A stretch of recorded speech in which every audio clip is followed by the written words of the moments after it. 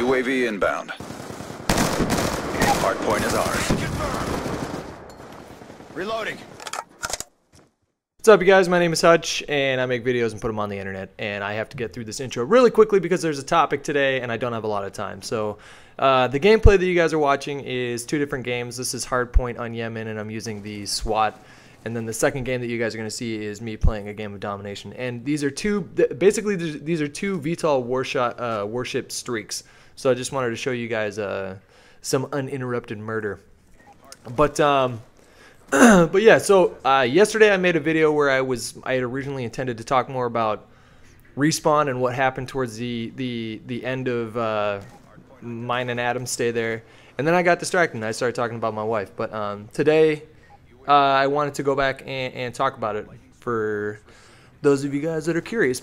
And I also think it's important that the situation be transparent, that there's honesty behind it. So anyways, in order to get to the end, I have to start at the beginning. What had happened with me is that in 2009, Machinima approached me and offered a partnership with me, and at the time that meant that you post videos on their channel and you get paid for it.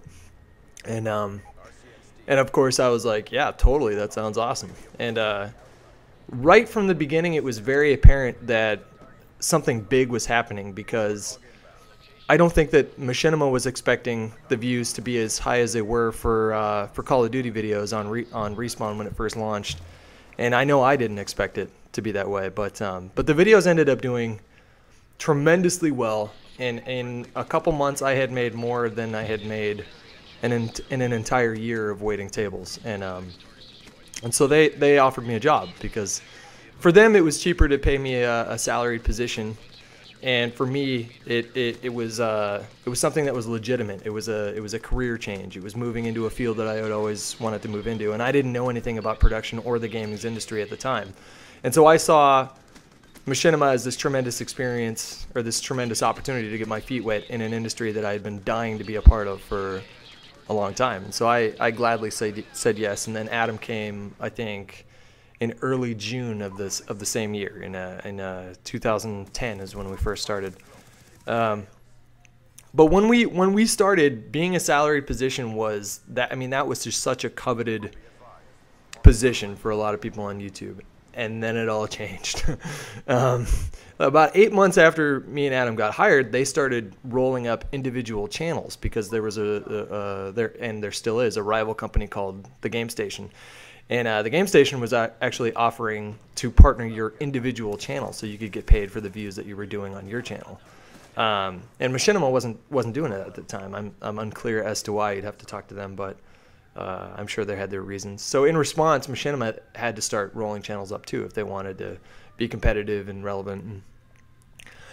And that's all well and good. I was extremely happy for everyone that was in the program at the time, because, I mean, you had guys that were making next to nothing and then all of a sudden making six figures because their channels are really popular.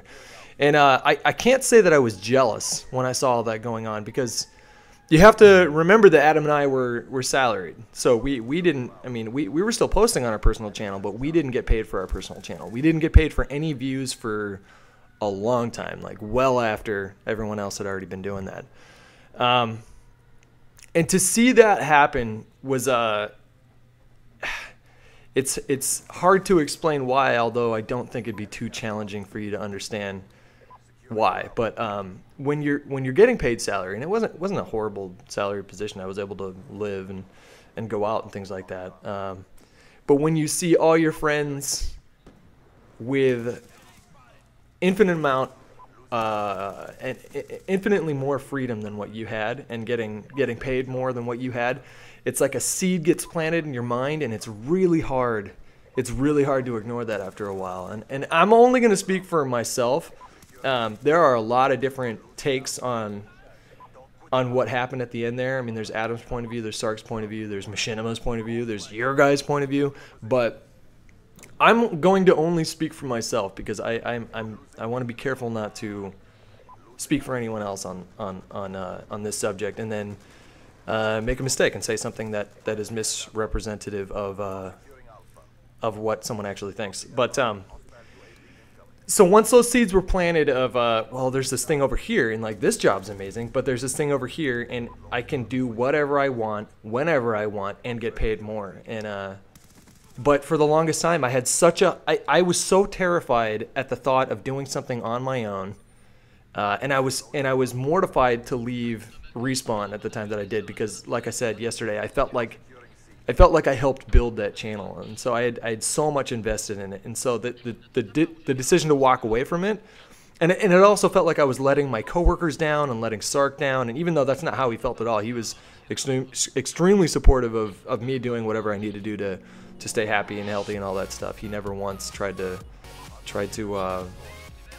guilt trip me or anything like that, but I was just mortified of the effect of the ripple effect that it would have, and some of it was unrealistic fear, and then some of it was very, very practical fear, things worth considering. And it looks like I've run out of time once again. There's a lot more to this story. There's a lot more to this story. So I will make a follow-up video either today or tomorrow and let you guys know. Yeah, hope you guys enjoyed the video, and I'll talk to you later. Bye.